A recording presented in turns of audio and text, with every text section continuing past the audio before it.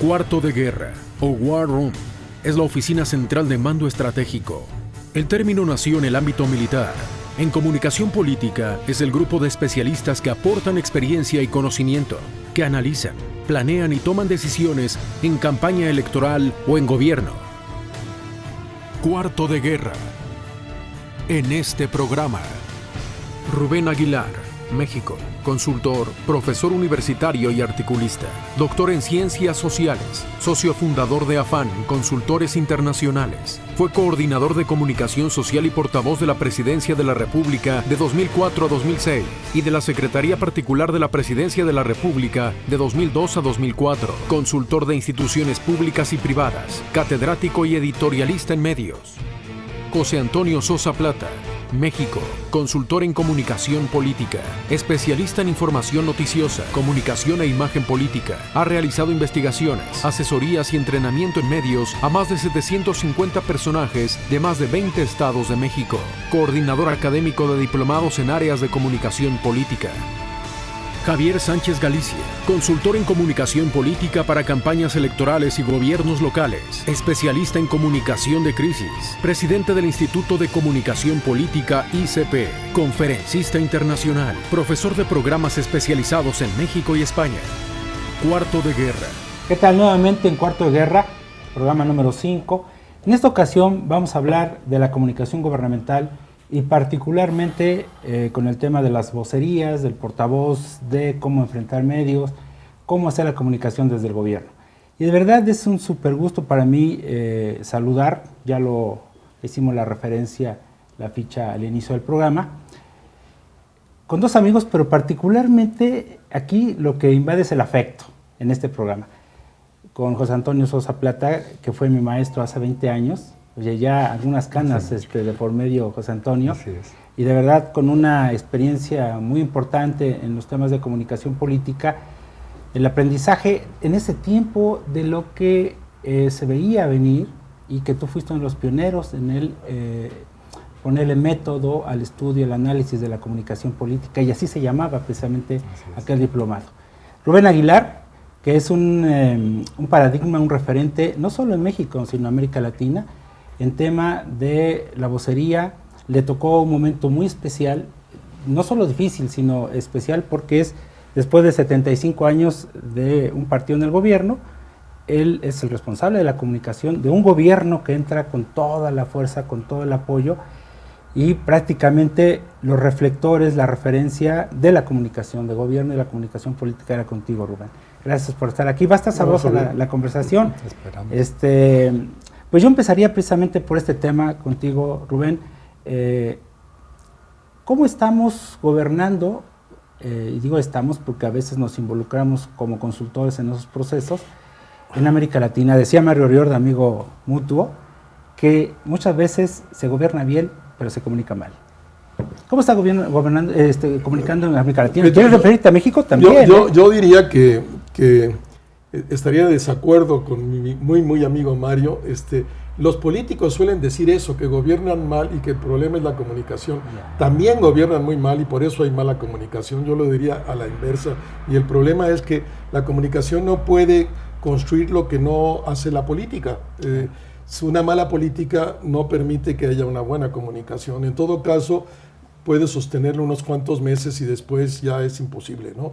Entonces yo diría que en el conjunto de América Latina, salvo alguna honrosa excepción, en este momento pues hay una mala manera de hacer política y bueno, podemos hacer un montón de referencias.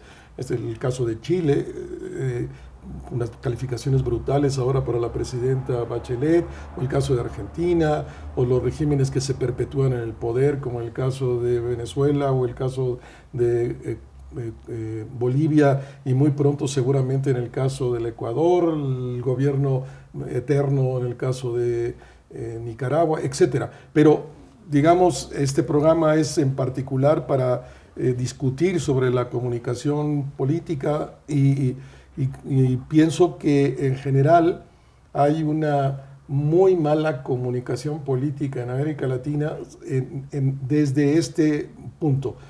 Yo considero que la comunicación política tiene básicamente dos subsistemas, el subsistema, digamos, marketing y el sistema comunicación gubernamental. Y hay un abuso brutal en América Latina toda del sistema marketing. Todo se quiere resolver por el spot y nadie quiere enfrentar una discusión seria, razonada, argumentada. Los presidentes huyen a las entrevistas, huyen a comunicar y todo lo quieren resolver por la vía del marketing. Más spots, más pauta, pero no entrar a la discusión, no entrar al argumento, y en ese sentido yo pienso que es un problema en el conjunto. Diría yo, y si quieres termino con esto para que oír a José Antonio, en los Estados Unidos el discurso político es incluso un género literario. Es muy potente. Si un gobernante no sabe articular el discurso y no se sabe comunicar con la ciudadanía, pues no tiene ningún elemento en los medios, porque no se recurre a la fácil medida del spot vía la compra de espacio en los medios. Y que yo espero que un día en el conjunto de América Latina quede prohibida que los gobiernos compren medios para publicitar su acción, lo cual es su deber, y que eso se sustituya con un potente discurso, con argumento, con estar dispuesto y expuesto a la discusión. Hay dos premisas que recuerdo mucho tuyas, José Antonio, y que he hecho mías en ese aprendizaje contigo de una. La política no se resuelve con comunicación. La política se resuelve en política, un poco lo que decía también Rubén. Y la otra es que para que el discurso funcione, tiene que comprobarse en los hechos. Entonces, este asunto de la comunicación, por un lado, de gobierno, que parece etérea, vana, y por otro lado, el sentimiento del ciudadano, que van en sentidos totalmente opuestos, ¿no? Y más que eso, la comunicación no hace magia. Siguiendo la línea que marcaba Rubén hace un momento, cuando los gobiernos tienen problemas en el trabajo político, cuando tienen conflictos con los distintos actores que hay en un sistema político, muchas veces piensan que el problema es de comunicación y se van de manera directa sobre el vocero y se van de manera directa sobre el director de comunicación. Ellos son los responsables de que la gente no me quiere. Ellos son los responsables de que las encuestas estén mal. ¿Por qué? Porque tenemos una tendencia así donde tenemos mucha tecnología, muchos medios, ahora las redes sociales, pero curiosamente la forma en que estamos comunicando no nos ha permitido en lo general, como gobiernos, adaptarnos a esos esquemas de comunicación. Pongo un ejemplo. ¿Qué funcionario hoy no tiene Twitter, una cuenta en Twitter o no tiene una presencia cotidiana en redes sociales? Cuando nosotros entramos a las redes sociales y vemos cómo se están comunicando, lo verdaderamente lamentable, patético, es que sigan utilizando el Twitter como si fueran medios de comunicación de los 50, a través de comunicados. El comunicado ahora lo fragmentan, entonces te lo ponen en 10, 20 mensajes, pero es el mismo comunicado que se va en los estilos que se iba en los tiempos de López Mateos. Esto verdaderamente es preocupante. El punto de la publicidad, ese es otro de los elementos. O sea, se cree que la buena imagen en automático genera votos. Si así fuera, pues, si nos vamos al pasado, Carlos Salinas de Gortari no hubiera sido presidente de este país, mucho menos Ernesto Zedillo o Vicente Fox. O sea, si los parámetros de la ingeniería en imagen son los que se imponen sobre la comunicación política, pues tendríamos otro tipo de presidentes. No es así. ¿Cómo se gana la confianza? Bueno, la estrategia de comunicación política, y esto es algo que me parece que tenemos que analizar muy a fondo en este programa, no solamente tiene que ver con marketing ni con estar presente en las redes, sino la estrategia es un conjunto de elementos que se tienen que articular a partir de buenos diagnósticos.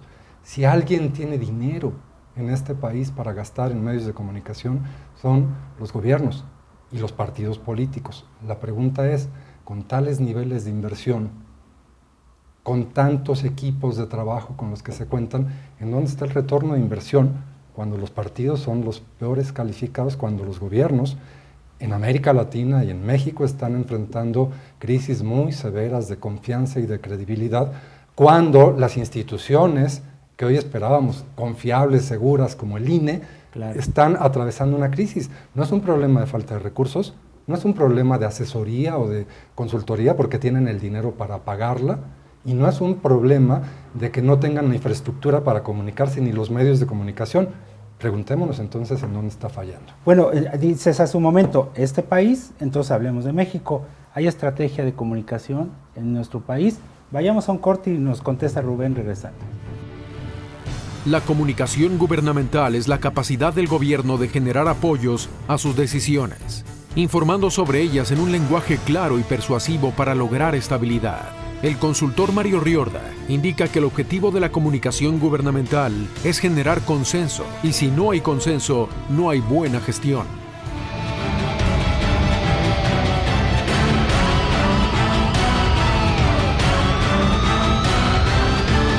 Continuamos. El vocero o portavoz es la persona o la voz que habla en representación de un político, un gobierno o una organización ante la prensa.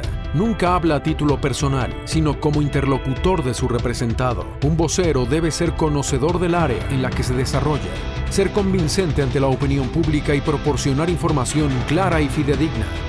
Cuarto de guerra. Bueno, volvemos. Estamos empezando a entrar a esta discusión y análisis sobre la comunicación política, la comunicación gubernamental, y decía y preguntaba a Rubén, hablando de México y hablando de comunicación, ¿hay estrategia? Y desde luego que hay estrategia, y voy a hablar en particular de la estrategia de Los Pinos, de la estrategia del gobierno federal, Javier. Yo pienso que en todo caso es una estrategia que no funciona. Si el presidente tiene las más malas calificaciones para un presidente de la historia del país y las más malas apreciaciones, pues algún problema tiene que ver con la acción de gobierno y también con la acción comunicacional. Yo pienso que cuando arrancó el gobierno en particular, fue muy exitosa en los primeros 6 años la comunicación 6 primeros meses, la comunicación del gobierno con un elemento central, al haberse retirado del tema de la seguridad, que claro, fue el tema que desde mi punto de vista fue un error enorme del gobierno anterior, del presidente Calderón, de haber centrado toda la comunicación en el tema de la lucha contra el narcotráfico y haberse convertido él en el portavoz del narcotráfico y de la violencia, desde mi punto de vista. Hubo formatos innovadores, etcétera, en el nuevo gobierno, pero yo pienso 6 meses después se había agotado esa estrategia para el gobierno del presidente Peña Nieto y siguieron insistiendo en una estrategia que me parece que tiene como centro hacer que el presidente, que la investidura presidencial no sea agredida o cuestionada, y en razón de eso, pues mantienen a un presidente bien distante de la gente, claro, a un presidente incapaz de enfrentar una entrevista con un medio y jugársela, a un presidente en ese sentido aislado de lo que realmente ocurre en el país, no recorre la profundidad del territorio, no puede empatar entonces con la gente, pero eso es al final acción política, y como ocurre esa acción política, pues no puedes ofertar la posibilidad de un presidente cercano, de un presidente que se compromete con la ciudadanía en la profundidad del territorio, porque no existe un presidente que se atreve a discutir con los medios como un presidente demócrata y se la juega. No, todo está hecho en mantener al presidente en un capelo como santito de iglesia, para que todo y está bien, pues está bien, no lo critican, pero no se salva. Ya ves las críticas después de septiembre del año pasado, eso acabó de hundir la estrategia de comunicación y no veo ninguna reacción de Los Pinos el día de hoy, los veo pasmados. Me parece que tiene que ver con una vieja cultura, la cultura del Estado de México, la cultura priista del Estado de México, que es una cultura premoderna para otro México, no para el México de 2015, sí, para un México del año del siglo pasado, literalmente del siglo pasado, y me parece un gran problema de Los Pinos. ¿Y dónde fue el punto de quiebre, José Antonio? Te digo esto porque empieza, como dice Rubén, bien el gobierno, con toda esta bonanza aparente de que traemos un esquema de gobierno diferente, moderna, ¿no? Pero septiembre, por ahí, empiezan los problemas, los traspiés.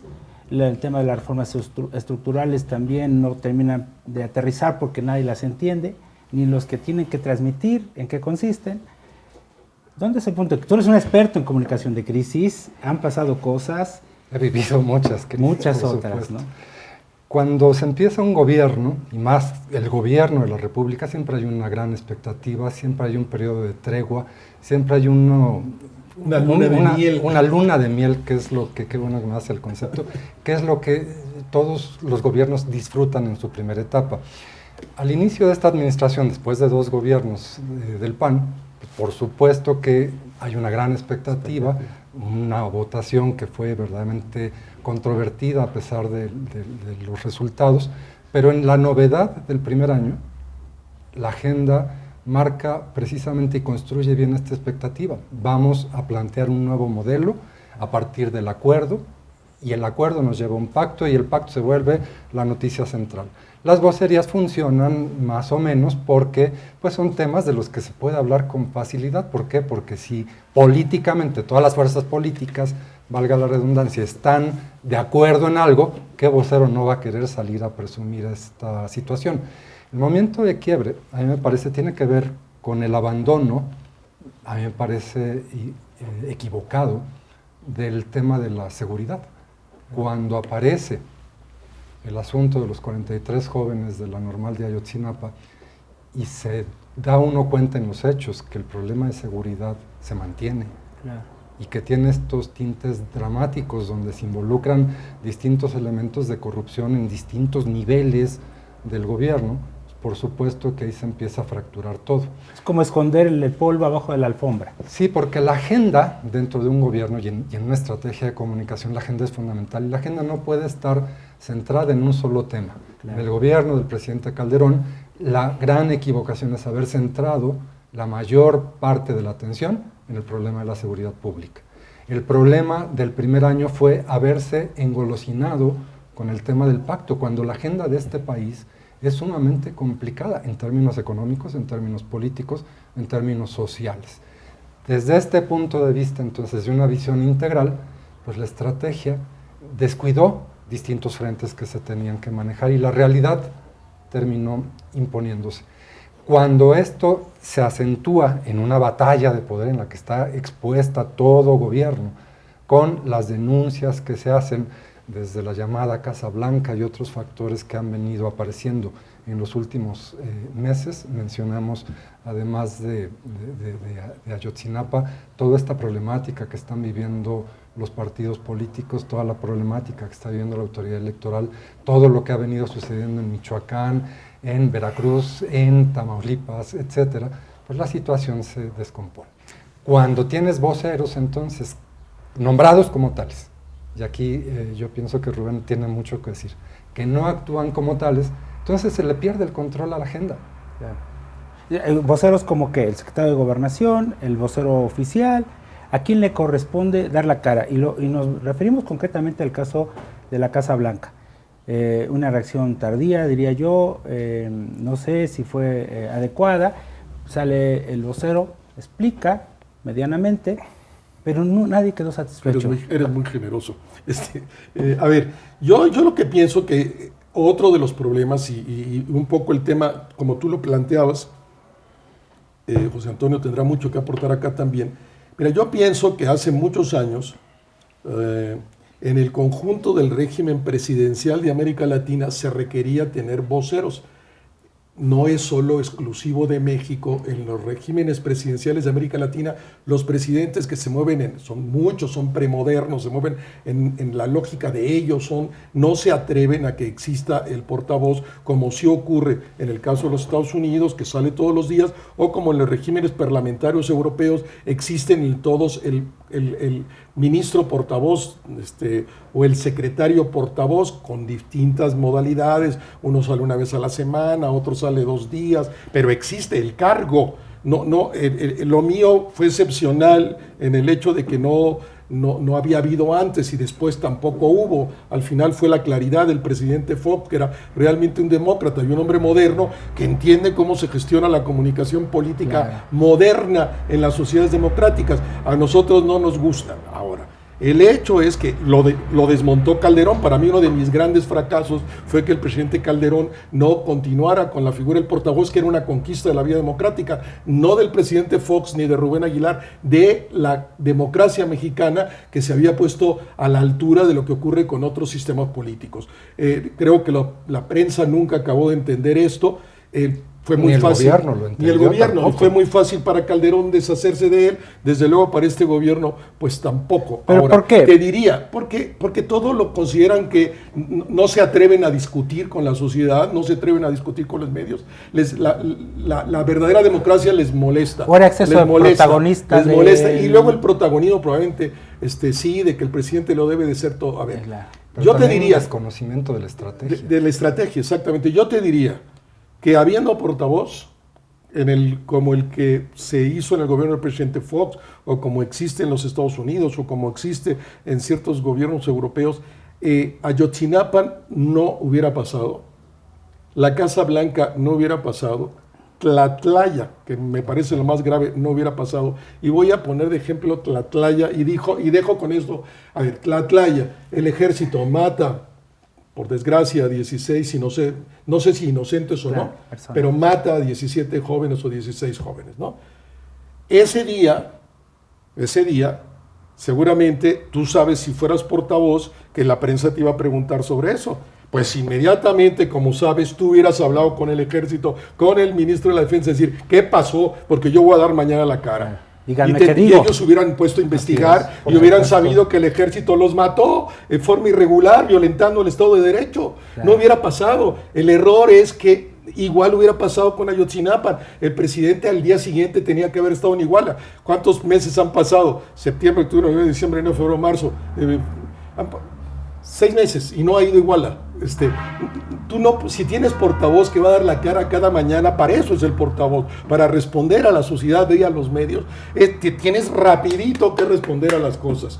No se pueden esconder en el closet los muertos, no se pueden esconder en el closet las casas. Al final todo sale, ¿no? Todo sale, pero tú lo sacas y en razón de eso tienes las respuestas, porque la noche anterior de que pasó, hasta que no aclares qué diablos pasó, porque tú vas a dar la cara a nombre de la República y se aclaran las cosas. Insisto, toda la carga de Ayotzinapa, de Tlatlaya, con un portavoz no hubiera pasado.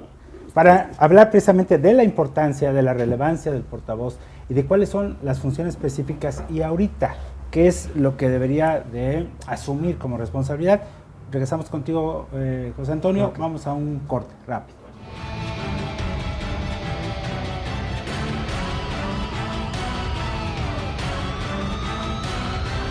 Continuamos.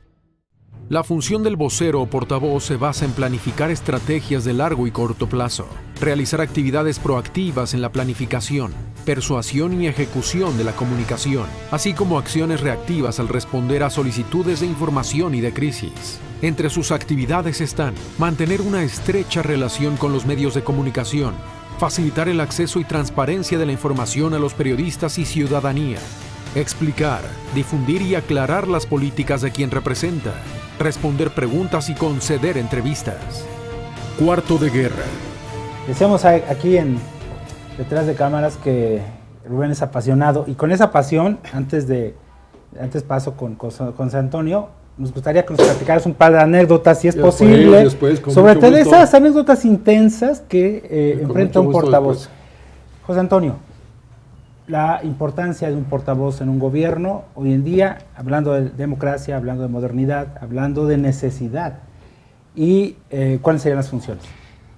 Antes de las funciones, el dedo ya está puesto en la llaga. O sea, las vocerías tienen que funcionar, son necesarias en la democracia. En los últimos 2 sexenios, las vocerías han sido un problema muy serio, y trato de sintetizar los ejemplos que nos ponía Rubén.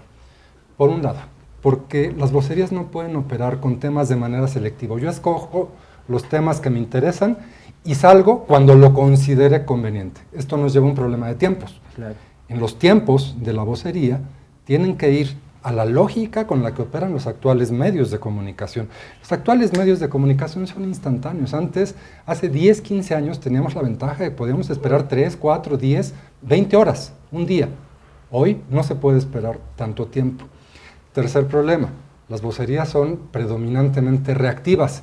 Si son reactivas, operan a destiempo. Claro. Y por otro lado, con temas selectivos, pues las vocerías no funcionan.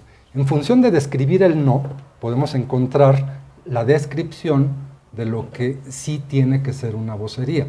Y empezaría por la pregunta fundamental. ¿Son necesarias las vocerías en plural? Porque sí, no puede ser una sola para gobiernos tan grandes y complejos como el de México. Claro. Sí, sí son necesarias.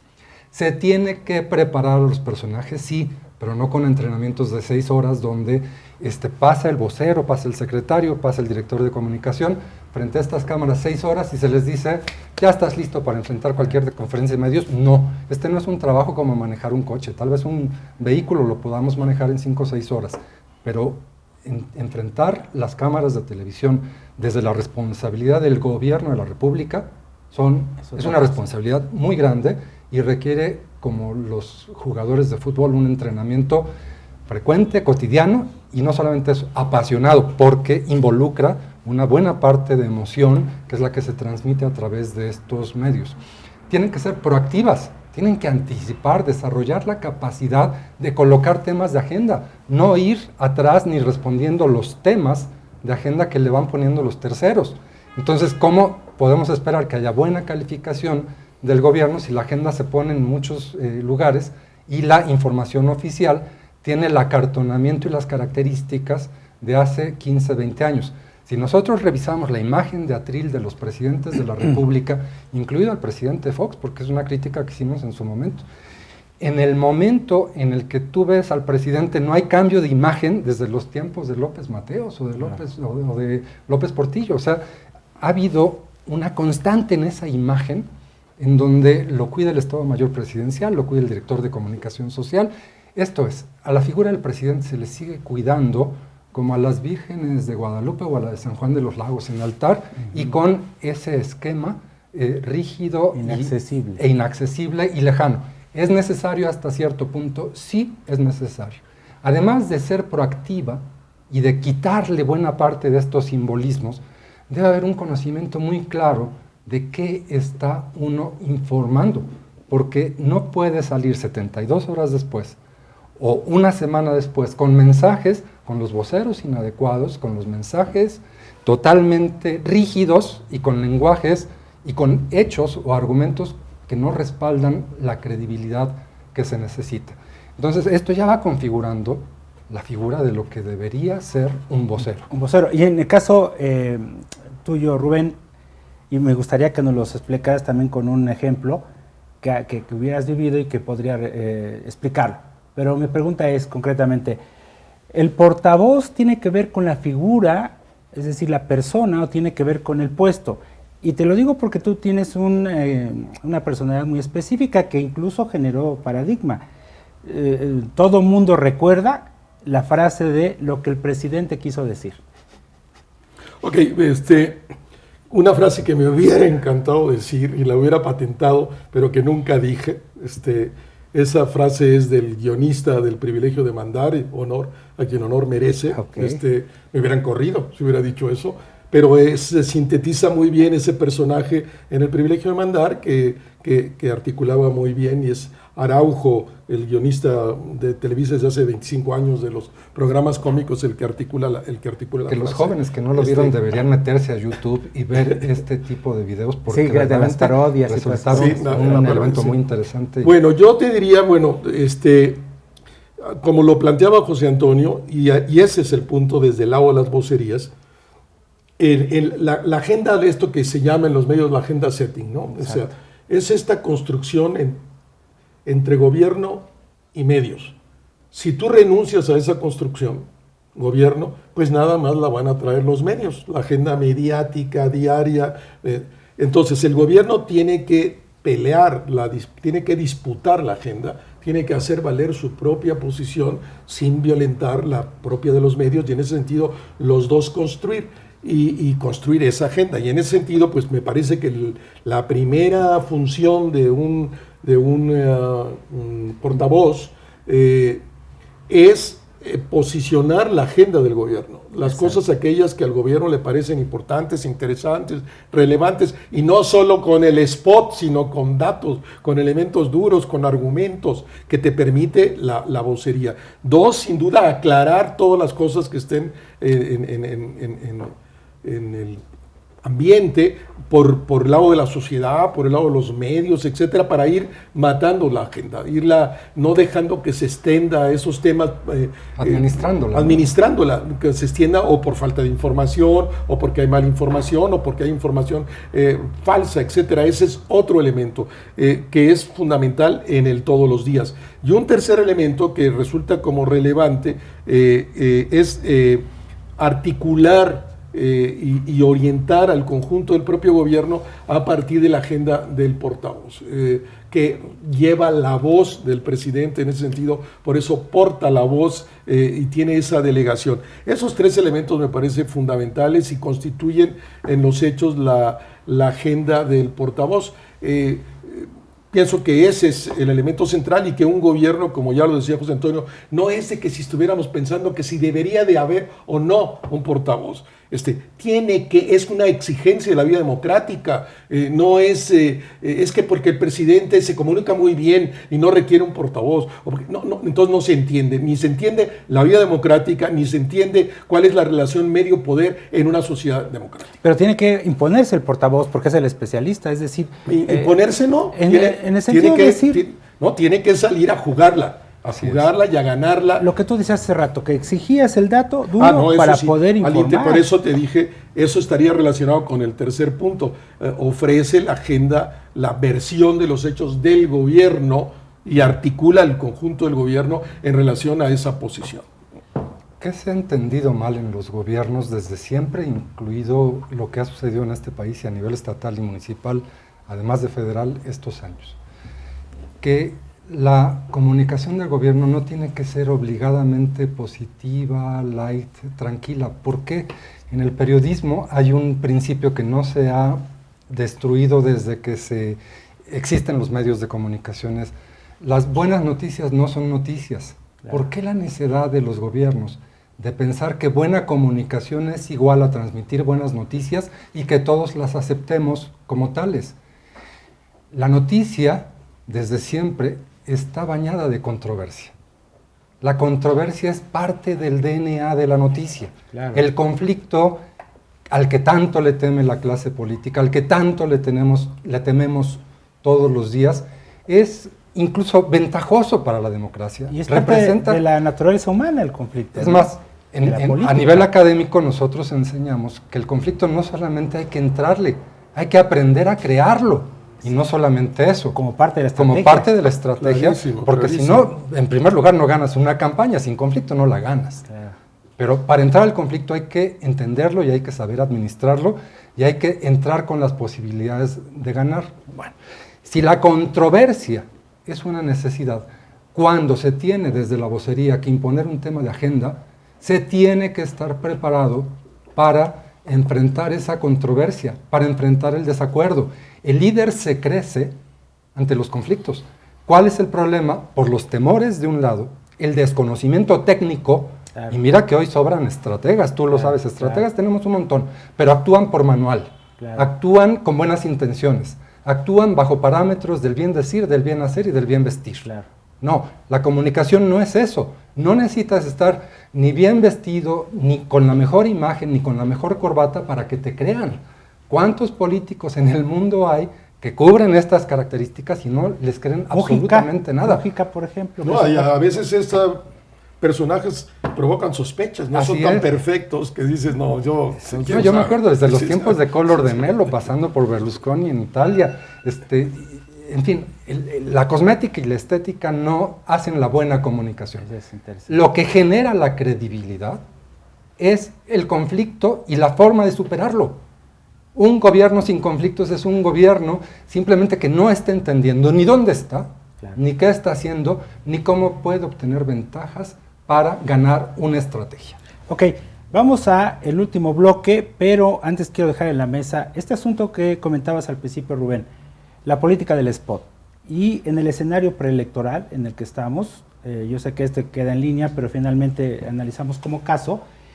Por un lado, lo que vemos en los spots de campaña de los partidos, particularmente del partido en el gobierno, y por otro lado, lo que está sintiendo la gente, o sea, esta disociación entre lo que el ciudadano siente el día a día y entre lo que el político está tratando de comunicarle. Y yo agregaría el fenómeno de las redes. Y las redes como un elemento adicional fundamental. que hay que considerar. Ok, regresamos.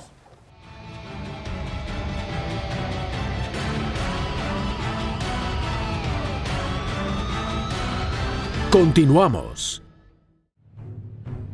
Un vocero debe ser proactivo, asertivo, creíble, claro, concreto, con capacidad de síntesis y buen manejo de la expresión verbal y no verbal. Los voceros tienen como objetivo destacar la identidad del político, gobierno u organización quien representa, transmitir notoriedad y prestigio, así como reducir al máximo el número de mensajes involuntarios, frenar rumores y conseguir una opinión pública favorable. Cuarto de guerra. Regresamos en este último bloque un poco para ir asentando los temas que estábamos comentando y sobre todo un poco las conclusiones.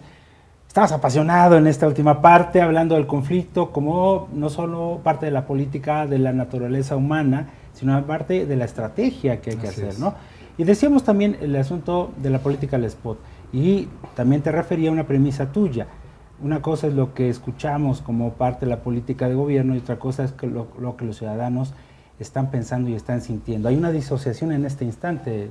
Totalmente, y es porque la democracia le ha apostado mucho a las técnicas de marketing estadounidenses, sin entender que la democracia en Estados Unidos es muy diferente a la de México. En Estados Unidos es muy claro, porque si lo llevamos a la figura del marketing, el dilema es muy sencillo: votas por Pepsi o por Coca. Claro. Por Coca-Cola, o sea, entonces esto facilita mucho el modelo democrático. Aquí hoy tenemos 10 partidos, aquí hoy tenemos una estructura de gobierno sumamente atractiva, sí, desde el punto de vista de que se pretendió darle un nuevo rostro a partir del pacto y las reformas, pero a final de cuentas no se termina por entender. La comunicación de gobierno, para que realmente funcione y esos números negativos en las encuestas suban, no se puede limitar a la publicidad, porque la publicidad en televisión, y más como se está haciendo, que es casi igualita a la del gobierno, la del INE y la de los partidos, es como si tuviéramos un ventilador ahí encendido, donde está dando vueltas, y ya ni siquiera escuchamos el ventilador, ya no volteamos a ver qué está pasando ahí. Eso, la pregunta es: ¿de qué sirve tanto dinero en publicidad y qué sirve tanto pleito en publicidad si no está dando los resultados que se esperan?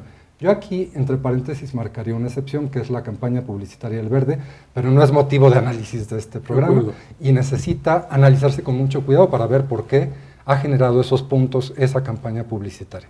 Pero en lo general, la publicidad ya no tiene ese efecto comunicacional en la sociedad porque ha pasado a ser un instrumento banal y curiosamente muy costoso. Es demasiado costoso para los gobiernos, para los partidos, a través de nuestros impuestos, que ese dinero se vaya a la publicidad. Del otro lado está la noticia. La noticia, que es donde se maneja la agenda, pues, ¿qué es lo que se ha pretendido hacer? No hay una estructura, no hay una lógica. Para que funcione esto, hay que meterle al trabajo político mucho de didáctica. Y esa didáctica no lo hay. Los mensajes se mandan de la misma manera a través de la cuenta oficial de Twitter de Presidencia de la República que en la página web o en el noticiero estelar de Televisa o de TV Azteca. No le dan un tratamiento. No hay un tratamiento diferenciado, que es lo que sí puede hacer un vocero, porque el trabajo del vocero no solamente se reduce a presentarse a un podium y responder una hora a los cuestionamientos de los periodistas todos los días. Es más que eso. El verdadero vocero tiene que estar cabildeando todos los días, tiene que estar hablando con los funcionarios del gabinete, con los gobernadores, con los partidos políticos, tiene que estar haciendo política. Esto es, el vocero eficaz no es el más guapo, ni el que mejor se viste. Oye, ni no el estás que hablando tiene, de mí. No, por supuesto. Ni el que tiene la mayor retórica. Es uno de tus fans más destacados. No, fue mi profesor en el También más de 40 horas de media training con José Antonio. La retórica, entonces, no es suficiente. Lo que se requiere es precisamente conectar, pero con todo este andamiaje. es un ferrocarril donde la estrategia tiene muchos vagones que se van moviendo. El problema en la actualidad es que estos vagones son 2 o 3 y los medios e instrumentos que predominan son los que predominaron hace 30 años. El problema es que el cabildeo se piensa, hablas bien de mí, entonces hay buena relación. Hablas mal de mí, entonces no te doy ni siquiera una entrevista. A la vieja usanza, ¿no? A la vieja usanza. De la oficina de prensa. Así es. Cuando entendemos esto desde la lógica de las redes sociales y el descuido que se tiene con la comunicación interna, esto es la del presidente con su gabinete, la del gabinete con sus funcionarios, etcétera, nos damos cuenta que todavía nos falta mucho por trabajar. Rubén, ¿te has preguntado en el tiempo en el que tú fuiste portavoz del gobierno, vocero del presidente Vicente Fox, qué hubiera pasado si estuviera el predominio de las redes sociales como ahora? ¿Cómo hubiera sido ese tratamiento? ¿Has puesto escenarios en ese sentido? No me lo he planteado. Seguramente lo único que sí sé responder es que nos hubiéramos metido a fondo a eso y utilizando las tecnologías, etcétera, pero no fue en ese momento el Porque punto, son ¿no? herramientas al final. Absolutamente. Y lo que son importa es la decisión, la esencia, el contenido. Y son herramientas que a su vez están cambiando todo el tiempo. O sea, no son lo mismo y hay que estar muy atento y sabiendo, en una combinación, diría, las encuestas y los estudios dicen que en México más o menos el 50% de la población tiene acceso a las redes. Hay un 50% que no tiene acceso a las redes. Y en ese sentido, pues hay que hacer una comunicación de gobierno que permita utilizar los medios nuevos, las redes sociales y también elementos de la vieja comunicación o de las viejas herramientas. No te puedes confiar en una sola. Por ejemplo, te diría, porque he estado en diversas campañas, al final el uso del Twitter o del Internet, pues termina siendo un soliloquio entre los jóvenes del PRI y los jóvenes del PAN y no convocan a nadie más. Entonces también hay muchos mitos respecto a la eficacia y la capacidad de estos medios. Yo te diría que yo pienso que todos estos medios es el futuro aquí, pero que está por construir, claro. En términos de acceso y en términos de el uso. Yo te diría que sigue siendo determinante al día de hoy el trabajo de tierra. ¿Quién gana? El que tiene el mejor aparato para llevar a la gente a votar, los hechos. Principalmente en un intermedio. En un intermedio, sí. Sigue siendo fundamental. Entonces, no digo que no haya que cuidar la campaña de aire, no digo que no, por favor, pero sigue siendo en este momento la mayor posibilidad el buen trabajo de tierra. No tienes buen trabajo de tierra y pues tus posibilidades son muy menores, aunque hayas tenido una exitosa campaña de aire. ¿Cuál es la perspectiva en este escenario, no solo de gobierno, sino de campañas electorales, con este asunto de los portavoces, de la vocería, de la importancia de comunicar bien, José Antonio? Ya y para ir concluyendo. Yo pienso que hace falta revisar los diagnósticos en principio. O sea, yo no dudo que haya diagnósticos, lo que me parece es que los diagnósticos son equivocados. No están entendiendo, en principio, cuál es el problema y, en segundo lugar, cuáles son, por lo tanto, las rutas de solución.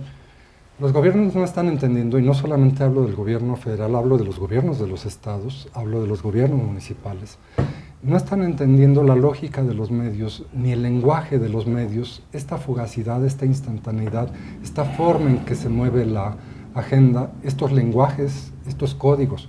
Porque aunque las redes sociales y todo lo que fluye a través de Internet está entrando, lo otro no termina de irse y entonces se tienen que combinar ambos elementos dentro de una estrategia para irlos administrando. Si tú dices algo bueno en Twitter, no va a trascender, pero si tú te equivocas, tú funcionario de gobierno te equivocas, el costo te llega a los medios masivos y se te magnifica. Entonces, cuando digo entender la lógica, tenemos que redefinir desde el mismo concepto del comunicado, porque no puede ser con los mismos parámetros, ni con las mismas extensiones, ni la misma lógica, la entrevista de los distintos funcionarios, las conferencias de medios, o sea, y esto me ha tocado trabajar con muchos voceros en este país, es la conferencia de medios de 1 hora y media o de 2 horas, respondes todo, sí, pero a final de cuentas lo verdaderamente sustantivo terminan siendo 2 o 3 frases que son las que te van a destacar todos los noticieros, son las que van a llegar a Twitter, son las que van a llegar a los titulares de los diarios, etcétera. Lo importante es trabajar con eficacia ese tipo de mensajes. ¿Por qué? Porque cuando ya lo ves desde esta lógica de conjunto, pues te queda claro que los diagnósticos están fallando, que no se comprende la lógica de los nuevos medios y que, por lo tanto, el problema para operar políticamente la comunicación se está convirtiendo en un desastre que no tiene que ver ni con recursos, ni con cantidad de gente involucrada, y que no se resuelve, curiosamente, y te lo decimos dos asesores, porque yo pienso que Rubén coincide conmigo, no se resuelve con la mayoría de consultores que hoy tenemos, tanto nacionales como extranjeros. Claro. Si fuera la solución a través de un consultor de estos que traen el as bajo la manga, no tendríamos problemas tan severos a nivel político y comunicacional como los que estamos enfrentando. Entonces, ¿con qué se resuelve? Yo concluiría con 3 elementos. Uno, la comunicación gubernamental es un derecho de la ciudadanía y una obligación del gobierno. Y en este sentido hace relación a tu manera de entender la democracia.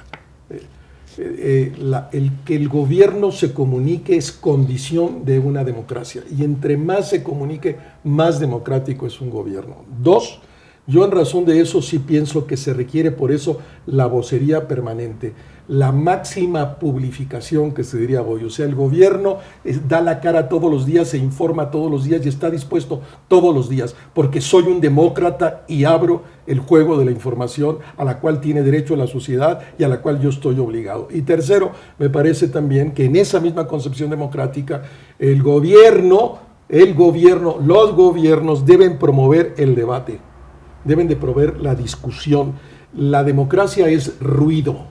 Cuando en una sociedad no hay ruido, es que la democracia es muy menor. En ese sentido, el debate, la discusión, el intercambio, y eso tiene 2 posibilidades. Por un lado, educa a la sociedad, eleva el nivel de la discusión y hace más grande al gobierno. Pues ha sido toda una cátedra este programa, con 2 especialistas, con 2 buenos amigos. Gracias, y vamos a tratar de seguir discutiendo sobre el tema. Este espacio de Cuarto de Guerra, esa es la idea de un poco poner los temas en la mesa. Rubén, de verdad, qué agrado estar aquí en esta conversación. Javier, gracias. Y como siempre, José Antonio. Gracias. Pues hasta la próxima. Insisto, 24/7 en línea, el Instituto de Comunicación Política, un esfuerzo de producción con Cuarto de Guerra. Hasta la próxima.